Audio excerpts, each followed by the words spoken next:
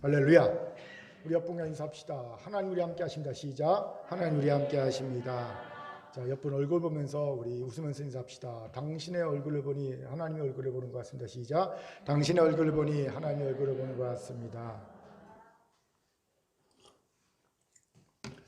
온라인 예배 드리는 분도 하나님 우리 함께 하십니다. 아멘. 다 저를 주목해 주시기 바랍니다.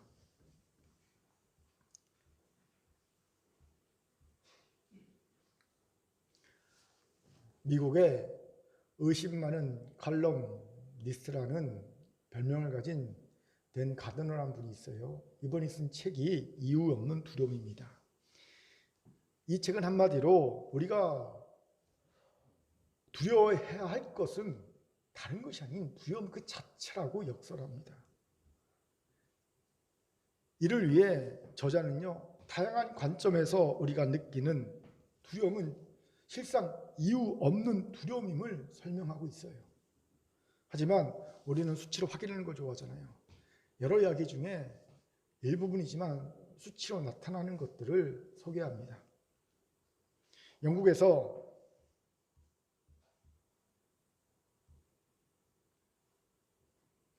(1900년에) 태어난 아기의 평균 수명은 46년이었다. 하지만 2003년에 태어난 고손자의 평균 수명은 80년에 가깝다.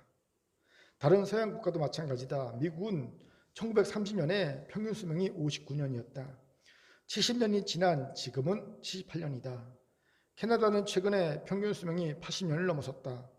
1900년 영국에서는 신생아와 유아의 14%가 사망했지만 1997년에는 그 비율이 0.58%로 뚝 떨어졌다.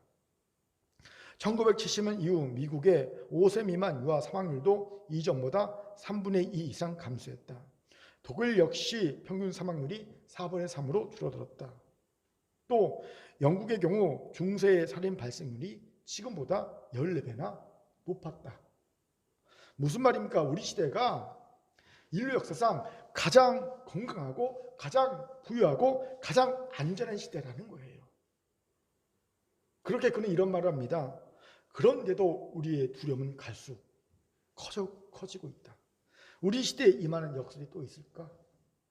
가장 건강하고 가장 부유하고 가장 안전한 시대를 살아가고 있지만 어느 시대보다 두려움은 커져만 가고 있다는 겁니다. 이게 아이러니고요. 역설이라는 거죠. 다는 아니더라도 상당 부분 공감할 수 있는 내용이었습니다. 사실 우리가 두려워하는 것 중 상당수가 이유를 찾아보면 딱히 이유가 없는 두려움일 경우가 허다하다는 것을 발견하기 때문이지요. 요 근래 제게 이런 일이 있었어요. 사회적 선교의 일환으로 방송국도 하고 공지방 사업도 하고 이런 일들을 진행하면서 제 안에 불편한 마음이 감지되었습니다.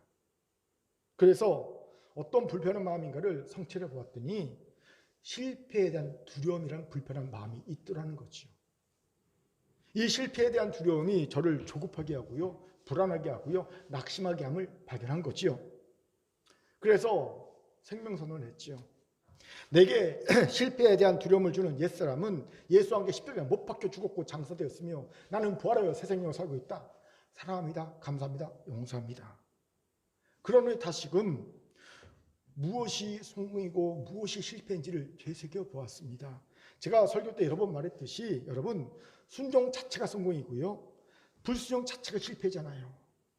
그렇습니다. 우리는 사회적 선교를 하다가 실패할 수 있습니다. 하지만 순종하다 실패했다면 그건 실패를 위장한 성공이에요. 반대로 실패가 두려워 불순종했다면 세상적인 실패는 없었어도 그건 이미 실패입니다. 불순종 자체가 실패니까. 제가 여러 번 설교했던 그 내용을 제가 잊어버리고 있더라고요. 저도 모르게 성공과 실패의 개념을 세상적 개념으로 갖고 있었더라고요. 그리고 제가 다시금 확신할 수 있었습니다. 우리는 순종했기에 이미 성공했다. 할렐루야. 상황과 상관없이 근거에는 이미 순종했기에 이미 성공했다는 것을 확실히 알 수 있었습니다. 이러니 제가 느낀 두려움이 정말 이유 없는 두려움이었다는 것을 깨달을 수 있었죠. 그렇습니다. 사실 우리가 느끼는 두려움의 상당수는 믿음의 눈으로 바라보면 두려움의 이유를 찾을 수 없는 것들이 허다하지요. 그런데 우리는 이 믿음의 눈이 없어요. 이 믿음의 눈이 부족합니다. 그러니 이유 없는 두려움의 노예로 삽니다. 메뚜기 인생으로 전락해버리고 마는 거지요. 광야의 이스라엘 백성들을 보세요. 하나님이 가나안 땅 족속과 그 땅을 그들의 밥으로 준다고 약속하셨습니다. 하지만 그들에게 믿음의 눈이 없었지요. 그들은 두려움의 종이 되어 스스로 메뚜기를 자처합니다. 진짜 메뚜기처럼 기업도 없이 이 땅 저 땅 뛰어다니다가 결국 광야에서 다 죽고 말지 않습니까? 하지만 여호수아와 갈렙은 달랐지요. 그들에게 믿음의 눈이 있었습니다. 그들은 믿음의 눈으로 가나안 족속과 그 땅을 하나님이 그들의 밥으로 주었음을 믿었습니다. 그리고 선포했습니다. 결국 그들만 가나안 땅을 기업으로 얻게 되지 않습니까? 그렇게 사랑하는 긍휼 성도 여러분, 혹시 자신의 마음 깊숙한 곳에서 아무도 알지 못하지만 나만이 느낄 수 있는 두려움이 감지되고 있습니까? 남한테 표현하지 않지만 나만이 느끼는 두려움, 이 두려움이 감지됩니까? 그렇다면 그 두려움에 어떤 이유가 있냐를 살펴보십시오. 그냥 살펴보지 말고 믿음의 눈으로 살펴보시기 바랍니다. 그럼 놀랍게도 두려워할 만한 어떤 타당한 이유가 없다는 것을 알게 될 겁니다. 오늘 이 은혜로 이유 없는 두려움에서 자유하는 은혜를 누리기를 주의 이름으로 축원합니다. 아멘. 자, 옆분과 이렇게 인사합시다. 이유 없는 두려움에서 자유합시다. 시작. 이유 없는 두려움에서 자유합시다. 이런 우리에게 본문이 귀한 통찰을 주지요. 왜입니까? 본문의 바울에게서도 이유 없는 이상한 두려움을 발견하게 되기 때문이지요. 무슨 말인지 우리 같이 구절을 힘있게 읽겠습니다. 시작. 밤에 주께서 환상 가운데 바울에게 말씀하시되 두려워하지 말며 침묵하지 말고 말하라. 아멘. 구절에서 우리는 밤의 환상 가운데 바울에게 나타나 두려워하지 말며 침묵하지 말고 말하라고 명령하시는 하나님을 보게 되지요. 이 말인즉 바울이 두려워했다는 겁니다. 그래서 그가 복음을 증거한 일에 주저했다는 거예요. 복음을 증거한 일에 방해를 받고 있었다는 겁니다. 이것이 놀라워요. 그리고 위안도 됩니다. 왜입니까?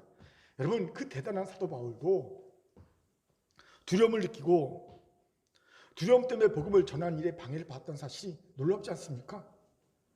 그가 어떤 사람인데 와, 그가 두려움 때문에 복음을 전하는 일에 방해를 받아 놀랍습니다.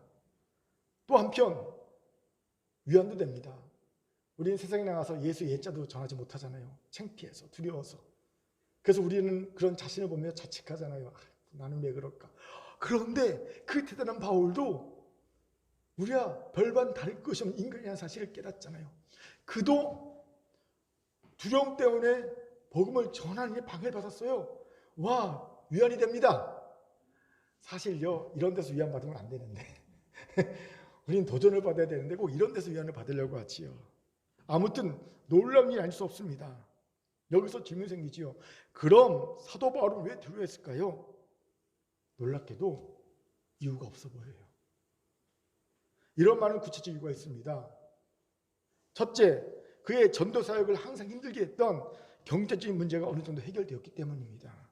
어떻게 해요? 브리스길라 아굴라 부부를 만났기 때문입니다.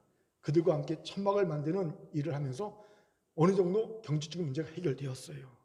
여러분, 돈 문제는 결코 작은 문제가 아닙니다. 실로 큰 문제요, 큰 두려움의 문제입니다. 요즘 100세 시대잖아요. 우리 윤서 시대는 120세, 130세 시대라고 하더라고요. 요즘 20대 아이들은. 우리까지는 100세까지 살 수 있을 것 같습니다. 골골거려도. 아무튼 100시대가 축복일까요? 저주일까요?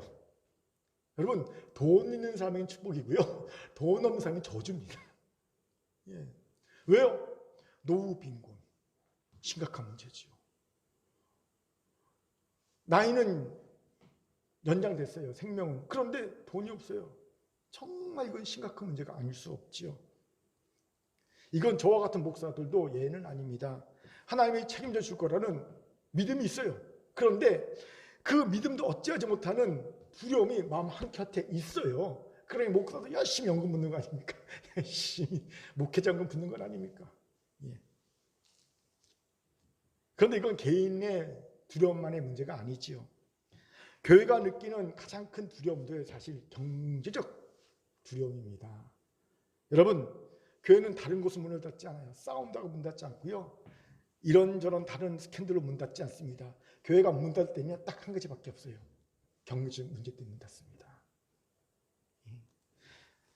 그렇기에 2년이 넘게 코로나가 지속되는 상황에서 목사들이 제일 주의하는 것이요, 이 경제적 문제예요. 성도들이 예배 안 오는 것, 여러분 그거는요 9주만 마음 아프지 언제든지 코로나 상황이 진정되면 다시 끌어올 수 있어요. 예. 성도들 출석이라는 것은 이렇게 하게 파도가 출렁거리거든요. 올 때가 있고 안 올 때가 있고 그러거든요. 예. 그래서 코로나 상황이 진정되면 다시 모이게 할 수 있다라는 그런 마음이 있어요. 그런데 문제는 그때까지 교회가 버티려면 경제적인 부분이 있어야 되거든요. 이 경제적 부분이 해결 안 되면요 교회 문 닫는 거예요. 문 닫는 교회 100%는요 경제적 문제가 해결 안 되기 때문입니다. 그러니 이 문제를 제일 두려워하지요. 그런데 바울은 그 문제 어찌되었건 해결되었어요. 자기가 벌든 누가 후원해 주든 해결된 것 아닙니까? 세금 문제가 해결된 거예요. 세금 문제로 말미암아 두려워할 일이 없어 보입니다. 둘째, 그를 괴롭히던 동역자들의 안위 문제도 해결되었습니다. 5절을 보면 힐라와 디모데가 바울과 합류하고 있음을 보게 됩니다. 이에는 이런 이유가 있어요. 이들은 바울과 함께 2차 전도여행을 함께 했던 동역자들입니다. 그런데 이들이 베레아에서 전도할 때 문제가 생겼어요. 베레아에서 전도할 때 데살로니가에 있는 유대인들이 베레아까지 쫓아와서, 참 열심도 특심하죠. 쫓아와서 난동을 벌입니다. 난동의 목적은요 사도 바울을 잡아서 유해를 가려는 거예요. 그러니까 사도 바울이 이걸 알고요 잽싸게 어떻게 합니까? 아덴으로 피신합니다.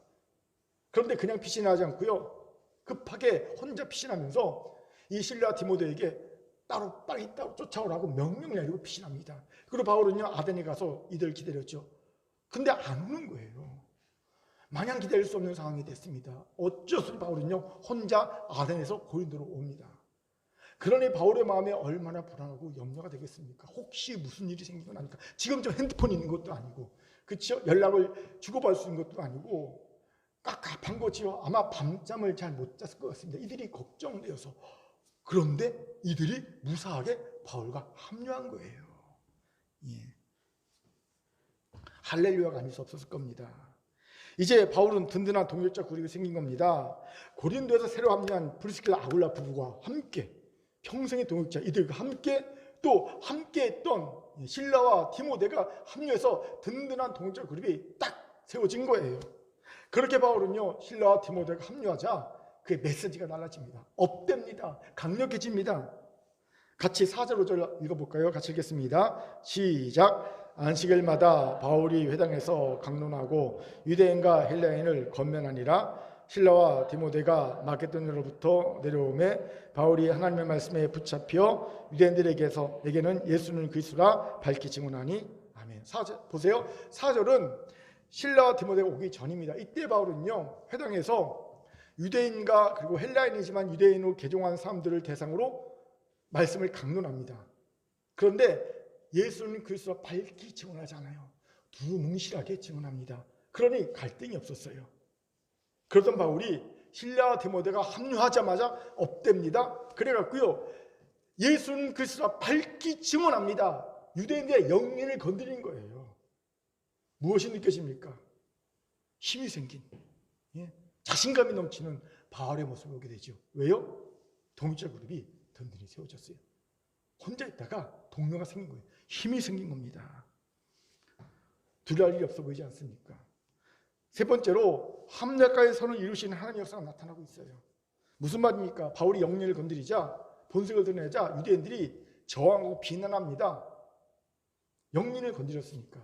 이때 바울은요 과감하게 이제는 유대인 사역을 접고 이방인 사역만 하겠다고 선언해 버립니다. 여러분 이것이 바울이 선교하는 사역의 한 축이 떨어져 나가는 상실이라고 생각할 수 있습니까? 아닙니다.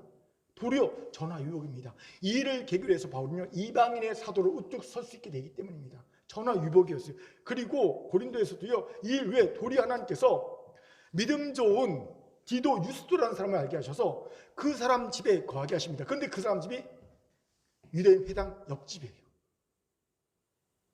더불어 회당장인 그리스도의 온 집과 친척들이 예수 그리스도의 복음을 듣고 회개하고요, 다 세례받는 놀라운 역사가 나타납니다. 영향력이 있는 사람이 예수를 믿은 거예요. 합력하여 선을 이루시면 하나님의 은혜가 나타나고 있음을 봅니다. 그렇기에 두려울 일이 없어 보입니다.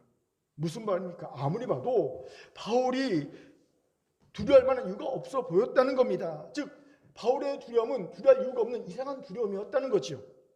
여기서 질문이 생기죠. 그럼 도대체 바울은 왜 두려웠던 것일까요? 이에 대한 답을 구체적으로 찾기 전에 대전제가 하나 있어요. 무엇입니까? 바울과 같은 하나님의 사람의 두려움은 전적으로 하나님이 주관하신다는 거예요. 왜요? 두려움을 통해 하나님은 그의 사랑하는 종들에게 사인을 주시기 때문입니다. 그래요, 두려움은요 하나님이 그의 종들에게 주신 사인입니다. 어떤 사인입니까? 우리가 지금 하나님의 마음과 같은 원하지 않는 그런 마음을 가지고 있다는 것에 대한 사인이에요. 야, 그 마음 틀렸어.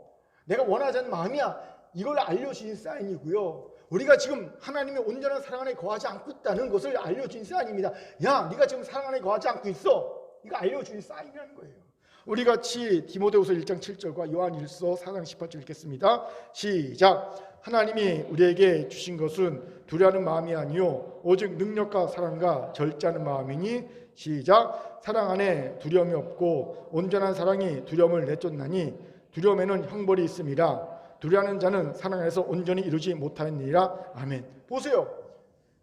두려움은요 하나님이 원하신 마음이 아닙니다. 두려움의 마음이 있으면요 하나님께서 원치 않는 마음을 가졌다는 거예요. 그 사인인 겁니다. 여러분, 사랑하는 사람은 두려움이 없거든요. 두려움이 있다는 것은 내가 하나님의 사랑에 온전히 거하지 않고 있다는 사인인 거거든요. 하나님이 사인을 주기 위해 두려움을 사용하신다는 겁니다. 그렇게 우리는 사실 이유 없는 바울의 두려움에서 하나님의 사인을 발견할 수 있습니다. 어떤 사인입니까? 이 사인을 우리에게 주는 통찰이 귀하죠.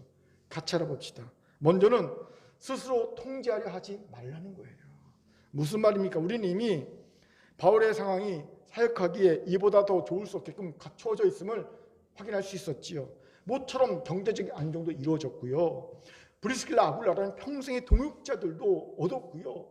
정말 이들은요 로마서에 의하면 바울의 목숨을 내놓았던 경험 있는 사람들이에요. 바울을 왜 내놓을 수 있는 게 아니라 내놓았던 단순 과거입니다. 객관적 사실이거든요. 단순 과거는요. 이미 내놓았던 경험 있는 사람들입니다. 대단한 사람들이에요. 이 동역자를 얻었고요. 또 마음의 부담이 되었던 큰 부담이었죠. 실라와 디모데가 합류했고요. 모든 것이 합력해 선을 인한 하나님의 놀라운 역사도 경험하고 있습니다. 이보다 좋은 사역 여건이 어디 있습니까? 자, 이럴 때 모든 상황이 잘 되고 사역할 수 있는 모든 조건이 잘 갖춰졌을 때 하나님의 사람이 가장 조심해야 할 것이 무엇일까요? 뭐겠습니까? 스스로 상황을 통제하고 싶어하는 마음입니다. 그렇습니다. 사람은요 상황이 자기가 원하는 대로 다 갖춰지면 자신이 그 상황을 통제하고 싶어합니다. 자신이 하나님이 되어서 자기 멋대로 뭔가 해보고 싶어합니다. 에덴 동산에서의 아담과 하와처럼 말이죠. 보세요. 그들이 왜 선악과를 따먹으려 했을까요? 하나님처럼 되고 싶기 때문이었습니다. 하나님처럼 되려고 선악과 따먹었죠. 하나님처럼 되고 싶다는 말은요 모든 상을 스스로 통제하고 싶어한다는 뜻입니다. 그들은 선과 악을 구분하는 그 구분마저도 자신이 통제하고 싶어해서 선악과를 따먹었습니다. 그런데 아담과 하와가 왜 이런 마음을 가졌는지 아십니까? 모든 상황이 완벽하게 갖춰졌기 때문입니다. 환경이 에덴 동산입니다. 부족하면 에덴 동산이에요.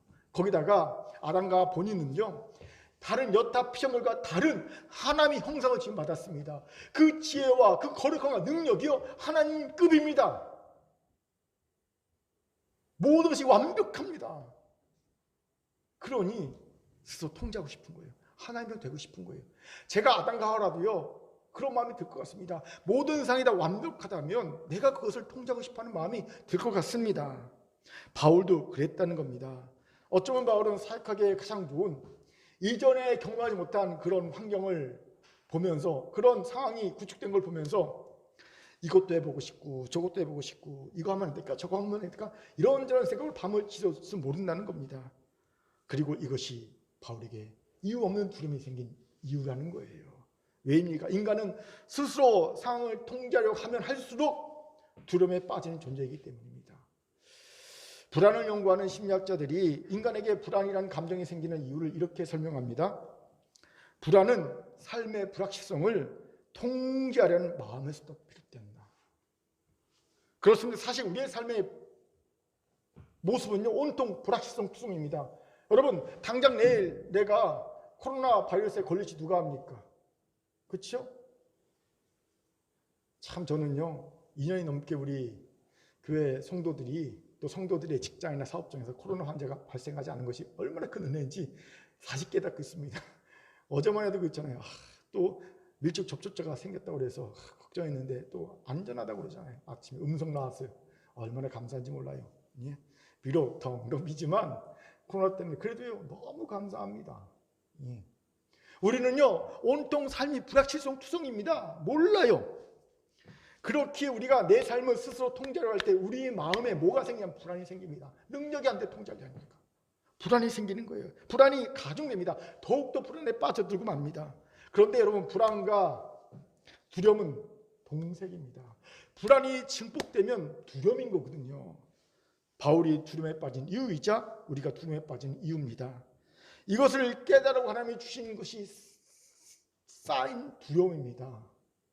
여러분, 우리가 스스로 삶을 통제하던 사인을 주시기 위해 우리에게 두려움을 주시는 거예요. 그렇게 사랑하는 긍휼 성도 여러분, 이유 없는 두려움이 엄습합니까? 그렇다면 지금 내가 스스로 내 삶을 통제하려고 하고 있다는 하나님의 사인이 있다는 걸 기억하시기 바랍니다. 이 사인을 알았다면 이제 삶의 통제권 하나님께 다시 드려야 합니다. 제가 실패에 대한 두려움에 빠졌던 이유도 여기에 있어요. 목회자도 충원이 되고 이모저모로 교회의 상황이 나아지니까 저도 모르게 이런저런 생각들이 들더라고요.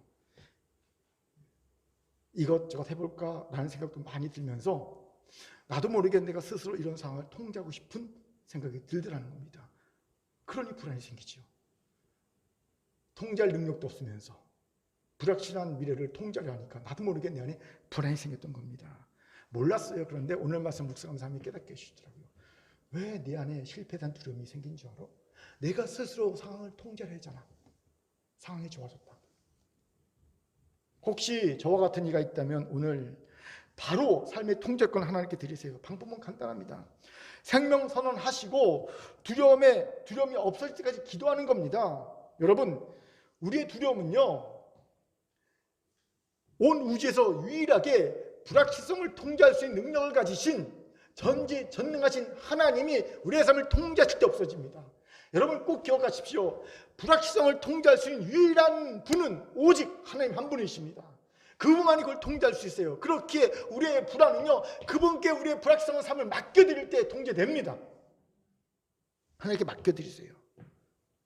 그렇기에 통제하려는 내 옛사람은 예수 함께 십자가에 못 박혀 죽었고 장사되었으면 나는 부활하여 새 생명을 살고 있다. 생명선언을 하시고 그리고 쉴 때 내 삶에 이 불안이 없어질 때까지 두려움 없어질 때까지 기도하는 겁니다. 오늘 이 은혜가 우리 가운데 있기를 주님으로 축원합니다. 아멘. 자, 옆분과 인사합시다. 삶의 통제권을 하나님께 드리세요. 시작. 삶의 통제권을 하나님께 드리세요. 두 번째로 이 없는 이상한 두려움 속에 있던 하나님의 사인은요 구체적인 비전을 발견하라는 거예요. 같이 10절을 읽도록 하겠습니다. 10절 같이 읽죠. 시작. 내가 너와 함께 있음에 어떤 사람도 너를 대적하여 해롭게 할 자가 없을 것이니 이는 이 성중에 내 백성이 많음이라 하시더라. 아멘. 두려움 속에 있던 바울에게 하나님은 말씀하시죠. 이 성중에 내 백성이 많다. 왜 이런 말씀하십니까? 바울에게 구체적 비전을 제시해 주고 계신 겁니다. 네가 구원할 백성이 많으니 걱정하지 말고 두려워하지 말고 복음을 힘써 전해. 구체적 비전을 제시해 주신 거예요. 그런데 여기서 주목해야 할 것이 있어요. 무엇입니까? 흥미롭게도 하나님은 두려움 속에 비전을 숨겨두셨다는 겁니다. 우린 이런 예를 아브라함에게서 보게 되죠. 오스라드 챔버스가 쓴 주님은 나의 최고의 양측에서 저자는요 창세기 15장 12절을 묵상하면서 이런 글을 쓰고 있어요. 우리 먼저 창세기 15장 12절 한번 읽어볼까요? 같이 읽겠습니다. 시작. 깊은 잠이 임하고 큰 흑암과 두려움이 그에게 임하였더니. 다음은 창세기 15장 12절 묵상한 오스왈드 챔버스의 글입니다. 하나님께서는 성도들에게 비전을 줄 때마다 그를 주님의 손에 어두운 그늘에 두십니다. 이때 성도의 의무는 가만히 듣는 것입니다. 놀랍게도 하나님은 그의 성도에게 비전을 주실 때 밝은 대낮에 주시는 것이 아니라 주님의 손으로 어두운 그늘을 만드시고 주신다는 겁니다. 예? 즉 주님의 손에 어두운 그늘은요, 우리에게는 두려움이 많은 시간이거든요. 두려움 속에 비전을 숨겨두신다는 거예요. 질문, 왜 하나님은 비전을 줄 때마다 성도들 두렵게 하십니까? 왜 두려움 속에 비전을 숨겨두십니까? 일단 본문의 아브라함은요, 그 삶의 통제권을 자신이 가지고 싶어 했기 때문에 그랬음을 알게 됩니다. 무슨 말입니까? 혹시 아브라함에게 두려움이 임하기 전에 하나님이 어떻게 그에게 역사하셨는지 아신 분 있습니까? 창세기 15장 1절부터 11절까지 보면 이런 얘기가 나오죠. 하나님이 아브라함에게 하늘의 무별을 보라고 하시죠. 그런 다음에 뭐라고 약속하십니까? 저 하늘의 무별처럼 너의 후손을 많게 하리라 약속을 주시죠. 대단한 약속을 주십니다.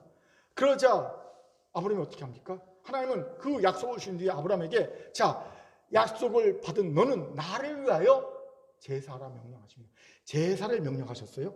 그런데 아브라함은 뭘 합니까? 제사가 아니라 언약식을 구합니다. 아브라함은요, 제물을요 반으로 짝 쪼갭니다. 그리고 제물을 맞대어 놓습니다. 이거는요 고대 중동의 언약식 관습입니다. 왜 그렇게 합니까? 제물을 쪼개서 맞대어 놓고 난 다음에 계약하는 그 두 사람이 이 제물 사이를 걷는 거예요. 왜요? 네가 이 약속 언약을 어기면 이 제물처럼 둘로 쪼개질 줄 알아. 이 무시무시한 경고를 담은 겁니다. 그래서 언약을 딱 할 때 이 제물을 딱 쪼개서 놓고 난 다음에 딱 둘이 걸어가면서 이 언약을 어기면 죽겠구나. 언약을 지켜야지. 이렇게 하는 거예요. 놀랍게도 이 짓거리를 하고 있는 거 아브라함이 하나님은 언약을 주시고 나를 위해 제사를 드려 감사 제사겠죠. 그런데 아브라함은요 오히려 언약식을 합니다. 왜 그랬을까요? 왜 이런 짓거리를 합니까? 아브라함이 언약의 통제권을 갖고 싶어하는 거예요. 여러분, 하나님이 은혜로 언약을 주셨어요. 그런데 아브라함은요 성에 안 차는 겁니다. 만약 하나님이 없던 거로 해 그럼요 주장할 게 없잖아요. 하나님 왜 그러세요? 왜 안 주세요? 할 게 뭐가 있어요? 그냥 은혜로 베푸신 거니까. 그런데 언약을 맺으면요 통제권이 생기잖아요. 예? 그 약속에 대한 통제권이 생기잖아요. 뭔가 주장할 게 생기잖아요. 이걸 갖고 싶었던 겁니다. 통제권을 갖고 싶었던 겁니다. 자, 우리가 우리의 삶의 통제권을 가지고 갈 때 뭐가 늘어납니까? 불안, 두려움이 가증되는 거지요. 하나님이 아브라함에게 두려움을 임하신 거예요. 그럼 이것이 두려움이 임한 이유의 전부일까요? 아닙니다. 또 다른 중요한 이유가 있습니다. 이미 말한 대로 아브라함에게 구체적 비전을 주시기 위함입니다. 실제로 이 두려움이 아브라함은요 땅에 대한 구체적 비전을 받지요. 예. 자, 이제 네가 받을 땅은 저 남쪽은 애국강에서 북쪽은 유브라데까지야. 구체적으로 땅의 경계선에 대한 비전을 받습니다. 그런데 하나님은 왜 굳이 꼭 이 비전을 두려움 속에 숨겨두신 걸까요? 간단합니다. 두려움을 극복한 자만이 비전을 볼 수 있게 하시기 위해서요.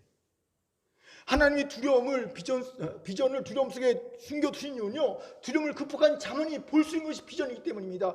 두려움을 극복하지 못하면 비전을 볼 수 없습니다. 소년 다윗을 보세요. 그는 여보수인이 살던 예루살렘 성을 정복하라는, 그래서 하나님의 도성으로 만들겠다라는 비전을 언제 발견할까요? 놀랍게 성경을 보니까 그가 골리앗을 물리쳤을 때는. 우리 같이 사무엘상 10장 54절 읽겠습니다. 같이 읽지요. 시작.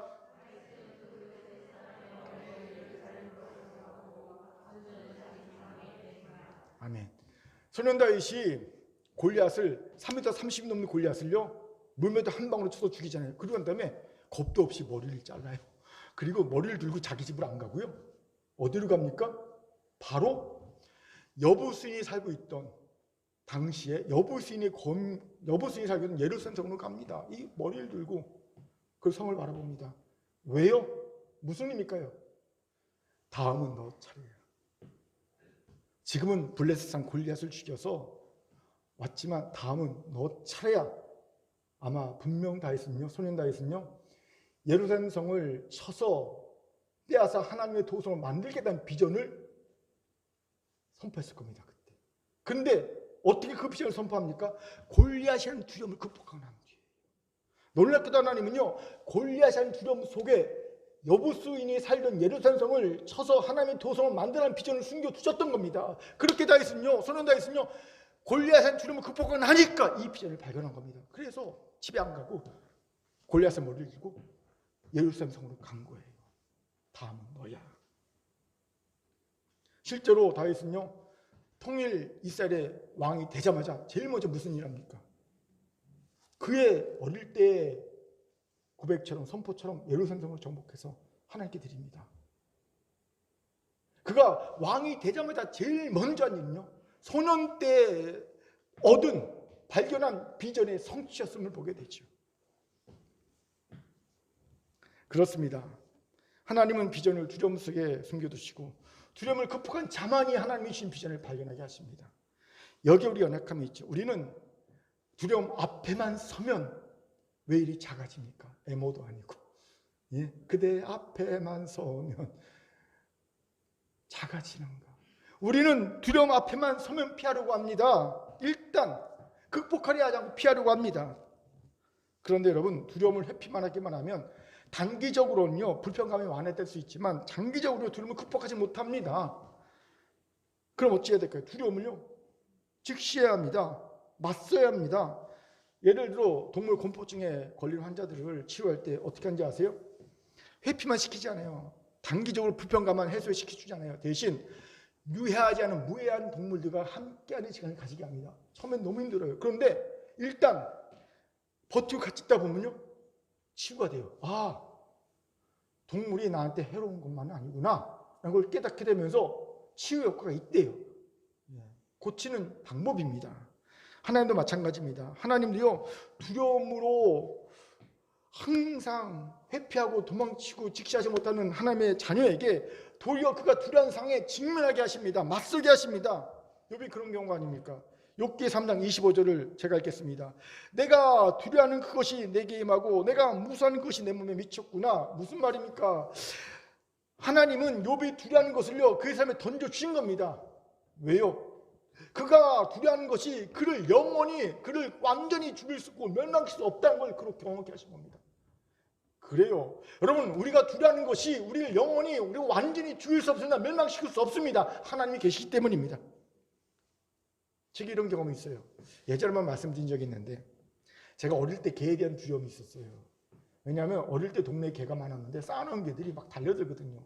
물릴 뻔한 경험이 몇 번 있어서 손은 여러 번 물렸고요.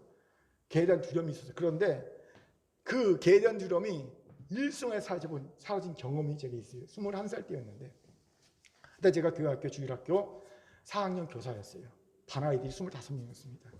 보조교사도 있었어요. 근데 저는 21살, 보조교사는 27살 아가씨였어요. 예. 하루는 그 반 아이들 신방을 갔어요. 보조교사와 함께. 그때 아이가 남곡동에 살았어요. 버스를 타고 남곡동에 내려서 주소를 보고 찾아가는데 어렵잖아요. 근데 주소를 보니까 저 언덕배기 저 끝에 있는 집이 그 집인 것 같아. 근데 올라갔다 아니면 힘들잖아요. 그래서 여자 교사한테는 여기서 기다리세요. 제가 혼자 가서 알아보고 올게요. 혼자 열심히 그 언덕배기 집으로 올라갔어요. 철제문이었어요. 느낌이 이상했습니다. 그런데 혹시나 하고 문을 쭉 열어봤어요. 아니나 다를까 집이 아니라 공장이었어요. 아, 아닌가 보다 하고 딱 뒤로 나오려고 하는데 이게 웬일입니까? 거짓말 조금 못했어요. 황수많은 투견 5마리가 나를 으르렁 둘러싸는 거예요. 황수많은 투견. 거짓말 조금 못해서. 이게 공장을 지키려고요, 풀어놓은 거예요. 와, 개공풍치 있지 않습니까? 난리가 난 거예요. 6.25 때 난리냐? 이에 비하면 난리도 아닙니다. 심각한 거예요. 식은 때 막 줄줄 납니다. 내가요, 살살 뒷걸음치려니까 도리어 으르렁 달려들려고 합니다. 도망 못 가게 하는 거예요. 아, 마침 주인이 있으면 나와서 좀 어떻게 해결하면 좋은데, 아, 주인은 없는지 나오질 않는 거예요. 뒤를 돌아봤더니 저 멀리서 그 여자교사는요, 상황도 모르고 막 웃으면서 손 들고 있어요. 21살이면 남자 체면에 살려달라고 고함 칠 수 없고, 또 고함 치면 걔들이 달렸을 것 같으니까 이걸 어쩔 수 없는 거야. 진퇴양난. 야, 잘못하면 죽겠다 싶은 거예요. 그때 제 안에 번뜩 스치는 생각. 아담과 하와가 죄를 짓지 않았을 때, 하나님의 형상이 회복되고 있을 때 그들에게는 맹수들을 복종시킨 권세가 있었다. 그러니까 맹수들이 와서 아담과 하와가 아담이 이름을 지어줬잖아요. 나는 이미 예수의 보혈로 원죄가 해결됐다. 나는 하나님의 형상이 회복된 하나님의 자녀다. 그러니 나에게도 아담에게 있던 권세가 있을 것이다. 맹수를 복종할 권세가 있을 것이다. 그런 마음이 딱 생기는 거예요. 믿음이 생겼어요. 그래서요, 겁나지만 다 앉았습니다. 그랬더니요, 바로 내 코앞에, 내 눈앞에 으르렁거리는 개 이빨과 혓바닥이 치우는 혓바닥이 보이는 거예요. 근데 제가 그때 선포했어요. 믿음으로. 나는 예수 그리스도의 보혈로 죄 쓰임 받아 하나님의 자녀가 되었다. 내게는 하나님의 자녀, 내게는 너희들이 복종해야 한다. 내게는 그런 권세가 있다. 선포했어요. 그리고 일어났습니다. 조금씩 뒷걸음치셨어요. 근데 놀랍게도요, 처음에는요, 으르렁거리고 꼼짝 못하겠잖아요, 개들이. 그런데 개들이 길을 쫙 펴시고 으르렁거려요. 계속 으르렁거리면서 길을 열어주는 겁니다. 싹 나왔어요. 자, 그 경험대로 제가 개 공포증이 사라졌어요. 지금 개들이 빵빵 찹니다. 우리 집에 키우는 개 빵빵 찹니다. 공포증이 없어졌어요. 예. 할렐루야. 사랑하는 큰교회 성도 여러분, 두려워하는 것이 있습니까? 하나님이 지켜주십니다. 안 죽습니다. 또 설령 죽어도 우리에게는 영원한 생명이 있지 않습니까? 아멘. 뭐가 두렵습니까? 그렇기에 두려움이라는 하나님의 사인이 왔습니까?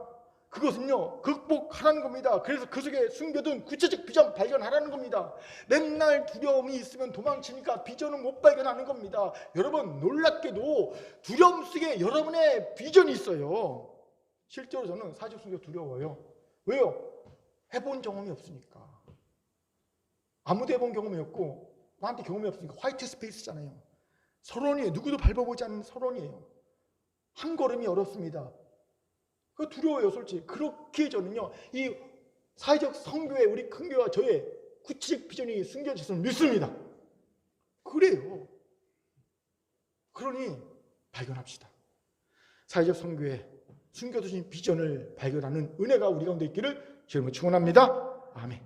자, 옆방에 인사합시다. 두려움을 극복하여 비전을 찾아냅시다. 시작. 두려움을 극복하여 비전을 찾아냅시다. 아멘.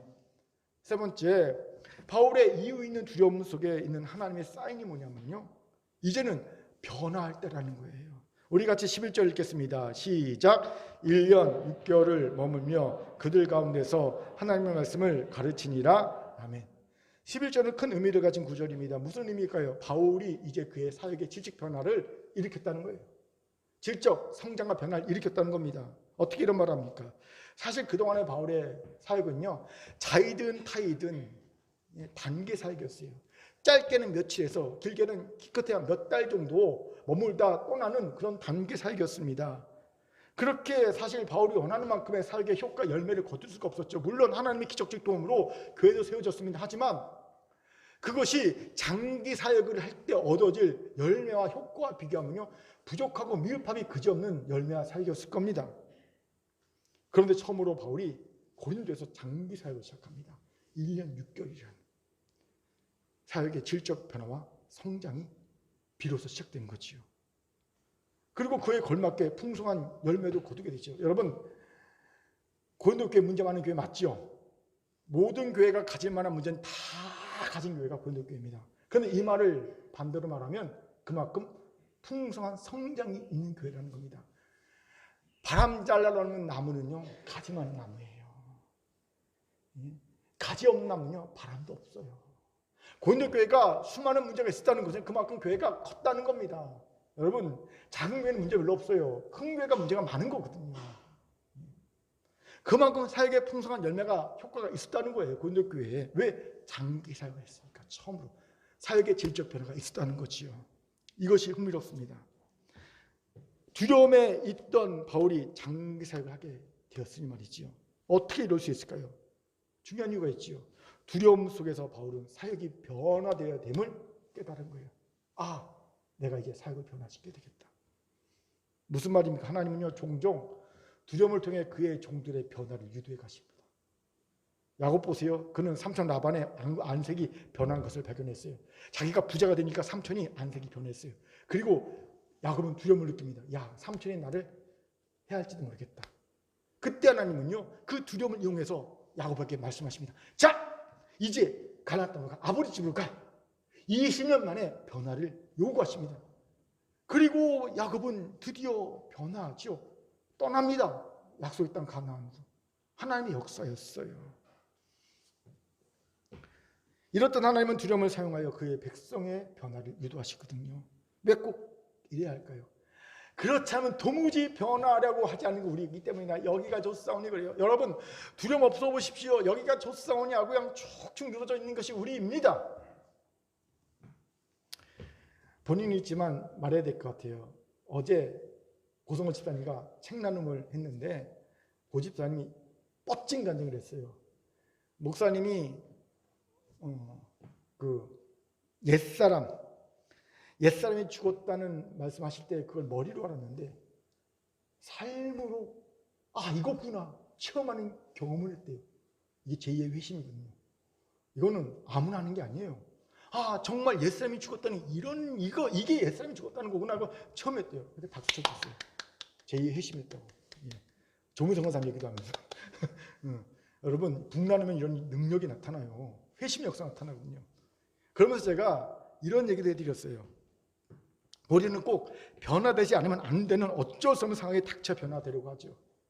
그러면 항상 변화에 끌려가지 말고 변화를 이끌 수가 없어요. 어쩔 수 없는 상황이 오기 전에 변화해야 합니다. 아마 이런 내용의 말을 했을 겁니다. 제가 고 집사님한테. 그런데 사실 이건 내 얘기기도 해요. 고 집사님 앞에서 마치 내가 변화를 이끌고 있는 그런 삶인 것처럼 말했지만 사실은요, 제가 딱 어쩔 수 없는 상황에서 변하는 사람이거든요. 여러분, 만약 제가 원래 하던 목회 방법대로 교회가 막 부흥하고 내 뜻대로 성장했으면 제가 변화를 시도했을까요? 어림도 없습니다. 그냥 그대로 쭉 가려고 했을 겁니다. 내가 원해도 다 되면요, 여러분 성질 고약한 남목사가 있지 요즘같이 유순한 남목사, 온유한 남목사가 있겠습니까? 여러분 예전의 남목사를 볼 거예요. 요즘같이 온유한 남목사는요 볼 수 없을 겁니다. 내 뜻대로 됐으면요. 제가 왜 변화를 시도합니까? 어쩔 수 없기 때문에. 변화 안 되면 안 되는 상황이 몰렸으니까 그냥 어쩔 수 없게 끌려가는 거예요. 변화해 가는 거예요. 그런데 제가 우리 고시단에 말했듯이 변화에 이끌려가지 않고 내가 변화를 주도하고 선도했으면 얼마나 좋겠습니까? 그렇죠? 어떻게 그럴 수 있을까요? 간단합니다. 변화를 두려워하지 말아야 합니다. 사람은 누구나 변화를 두려워하지요. 변화에 저항합니다. 이런 일이 종종 한 말이 있어요. 변화도 더 나아진다는 보장이 있습니까? 여러분, 변화도 더 나아진다는 보장이 있습니까? 없어요. 맞는 말입니다. 변화도 더 나아진다는 보장은 없습니다. 하지만 더 나아지기 위해서는 반드시 변화해야 합니다. 변화도 나아지는 보장은 없어도 변화하기 위해서 나아지기 위해서는 반드시 변화해야 합니다. 세계적으로 유명한 듀퐁이라는 회사가 있어요. 이 회사는요 1802년에 창업한 회사인데 아직까지 우리나라 회사들이 보통 50년에 다 망하거든요. 100년을 넘는 회사가 거의 없어요. 근데 이 듀퐁은요 1802년에 설립된 회사가 지금도 전 세계적으로 유명합니다. 그런데 이 회사는요 세 가지 원칙이 있어요. 첫째 뭐냐면요, 변화 감시 센서 능력이 뛰어나다.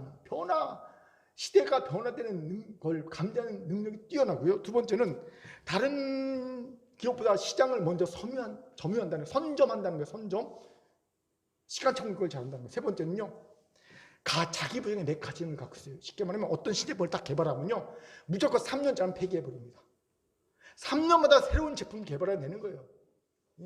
과감하게 자기 부정의 메커니즘을 갖고 있어요. 한마디로 변화를 두려워하지 않는 게 듀퐁의 핵심입니다. 그러니 수백 년이 이어가는 거예요, 기업이.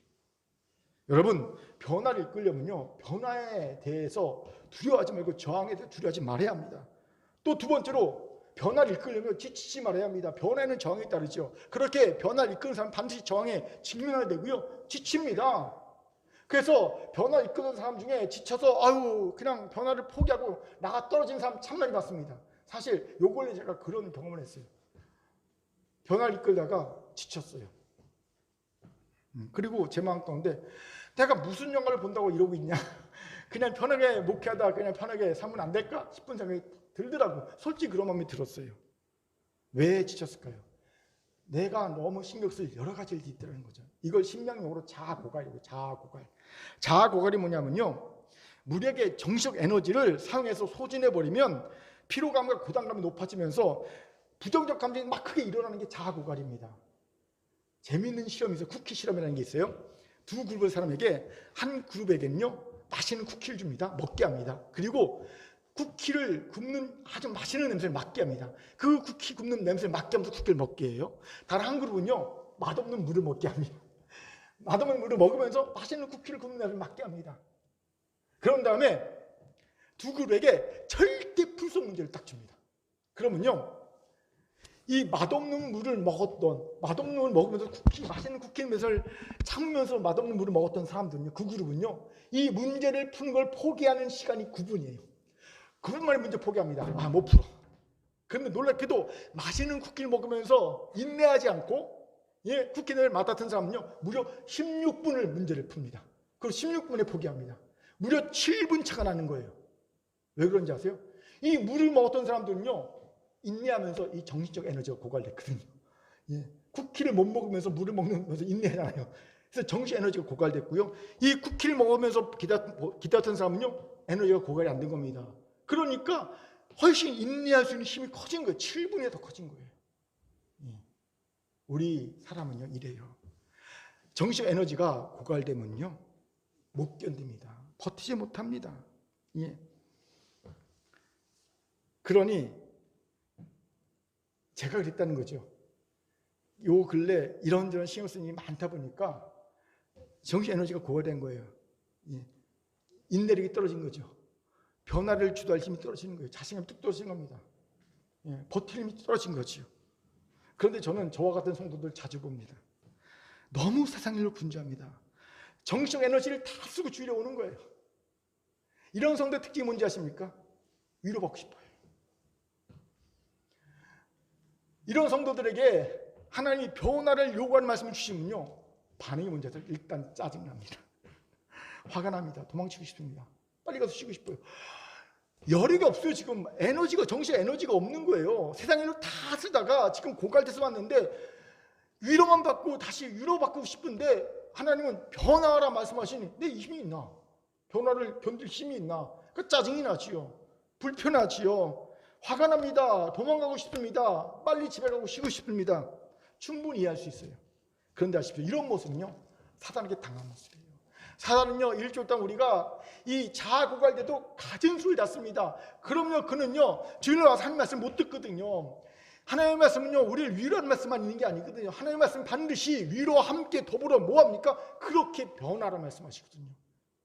내가 이런 너에게 구원의 은혜를 줬지. 그러니까 이제 이렇게 살아라고 반드시 말씀하십니다. 그런데 이 뒷부분은 감당이 안 되는 거예요. 불편한 겁니다. 짜증나는 겁니다. 힘든 겁니다. 심지어 이런 사람은요, 어떤 여력도 없냐면요, 예수 그리스도의 사람으로 변화될 여력조차 없어요. 그럼 나 좀 내버려둬. 나한테 좀 뭐라고 말하지 않았으면 좋겠어요. 교회에서 너무 힘들거든요. 일주일 내내 지쳐서 살았는데 뭐 자꾸만 이렇게 요구하는 거가 많아. 요구가 아니거든요. 예수 그리스도의 사람으로 변화되라는 것이 요구입니까? 당연한 거죠. 근데 이것조차도 버거워요. 힘들어요. 제가 이해하거든요. 이거 당한 거예요. 당한 거. 그렇게 여러분 자아 고갈되지 않도록 해야 합니다. 우리 그리스도인요, 항상 조심하는 게 사단이 나를 자아 고갈시키지 않도록 항상 조심해야 합니다. 그러니까 마음의 여력, 에너지의 여력을 남겨두고 살아야 합니다. 이 여력이 많은 사람 리더가 되는 거예요. 아세요? 왜? 다들 변화되지 않는 여력이 없으니까. 그런데 여력이 많으면 변화를 선도할 수 있어요. 주도할 수 있어요. 어떻게 정신적 에너지를 고갈시키지 않고 자아 고갈시키지 않고 여력이 남게 할 수 있습니까? 방법은 뭘까요? 기도입니다, 여러분. 기도에는요, 이런 일이 나타나지 않아요. 우리 잘 아는 빌립보서 4장 6절 7절 말씀 같이 읽겠습니다. 같이 읽죠. 시작. 아무것도 염려하지 말고 오직 모든 일에 기도와 간구로 너희 구할 것을 감사함으로 하나님께 아뢰라. 그리하면 모든 지각에 뛰어난 하나님의 평강이 그리스도 예수 안에서 너희 마음과 생각을 지키시리라. 아멘. 염려갔습니까? 걱정했습니까? 그것이 우리의 정신 에너지를 고갈시킵니까? 그럴 때 기도하셔야 합니다. 기도하면 하나님의 마음과 생각을 지키십니다. 왜 우리가 자고가 되는지 아세요? 기도하지 않기 때문입니다. 기도하세요. 그러면 하나님의 마음을 지키십니다. 그리고 여유가 생깁니다. 그렇게 변화를 선도하는 리더가 됩니다. 다들 다 자고에 대해서 왔어요. 그런데 나는 기도했어요. 그래서 나는 에너지가 있어요. 그럼요, 그가 하나님이 쓰시는 리더가 되는 거예요. 변화의 선구자가 되는 거예요. 여러분, 기도하는 개인과 기도하는 공동체, 기도하는 교회가 이 시대의 문화, 이 시대의 정신을 선도하는, 변화를 선도하는 하나님의 쓰시는 일꾼들이 되는 거예요. 기도하자고 어떻게 이거 가능하겠습니까? 그렇게 기도해야 합니다. 제가 왜 자고가 되시 하십니까? 기도가 부족하니까 자고가 됐겠지요. 목회자라고 뭐 별것이 있습니까? 목회자 똑같아. 기도하지 않으면 자고가 됩니다. 기도해야지만 여유가 생겨요. 변화를 이끌 힘이 생깁니다. 그렇기에 아무것도 없냐 하지 말고 다만 모든 일에 기도와 간구로 우리의 구할 감사만 하나님께 하립시다. 그럴 때 하나님의 지각에 뛰어난 하나님의 평강이 그리스도 예수 안에서 우리의 모든 생각과 마음을 지키시기를 믿습니다. 아멘. 자, 옆분과 인사합시다. 이제 변화할 때입니다. 두려워하지 말고, 제치지 말고, 옆분을 이글이글 타는 눈으로 보면서 기도합시다. 시작. 기도합시다. 기도 좀 합시다. 이제 말씀 마칩니다. 하나님은요, 그의 사랑하는 백성의 두려움을 주관하십니다. 두려움을 통해 우리에게 사인을 주십니다. 깨닫게 하십니다. 특히 이유 없는 두려움은 하나님이 특별한 사인을 담고 있는 두려움이에요. 그렇기에 이유 없는 이상한 두려움이 내게 엄습해가고 있습니까? 아, 하나님의 사인이 왔구나 아시기 바랍니다. 제가 요즘 그랬어요. 굳이 단정할 수 없지만 뭔가 굳이 뭐 특별한 걸 찾으셨으면 막 두려움이 제게 오더라고요.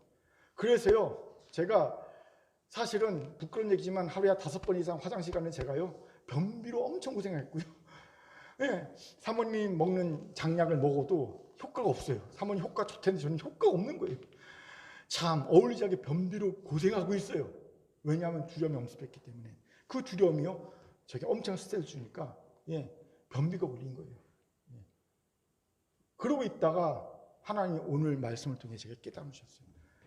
이유 없는 두려움에는 너에게 주는 사인이 있어. 오늘 말씀이 그 사인이었습니다. 삶의 통제권 내가 주려고 하고 있지 말고 하나님께 드리는 사인이었습니다. 두려움을 극복하고 두려움 속에 숨겨진 구체적인 비전을 찾아내라는 사인이었습니다. 이제는 변화할 때며 변화를 이끌라는 사인이었습니다. 이를 위해 변화와 그에 대한 저항, 두려워하지 말고 지치지 말고 기도하라는 사인이었습니다. 여러분, 남목사에게 주신 사인이 남목사 개인만의 사인이가 아닙니다. 이건요 큰교가 여러분에게 주신 사인이기도 합니다. 그렇기에 오늘 이 사인을 받으세요. 그리고 이 사인의 아멘을 순종하시고 하나님이 이 사인을 주신 말씀과 깨달음에 따라 여러분 나가시기 바랍니다. 순종을 하세요. 두려움을 넘어 위대한 변화를 만들어낼 것이고요, 성자가 성숙을 만들어낼 겁니다. 하나님이 여러분이 주신 비전, 우리 큰교회 주신 비전을 이뤄내는 놀라운 성취가 올해 우리 가운데 있을 줄 믿습니다. 하나님의 주신 말씀이었습니다. 아멘. 기도합니다. 사랑과 자비하는 참 감사합니다. 하나님이 우리의 두려움을 통해, 이유 없는 두려움을 통해 사인을 주셨습니다. 깨닫게 하시고 그 사인에 순종하여 변화를 시도하고 하나님 놀라운 사명을 성취하는, 비전을 성취하는 교회, 성도 다 되게 도와 주옵소서. 감사드리며 예수님 이름으로 기도합니다. 아멘.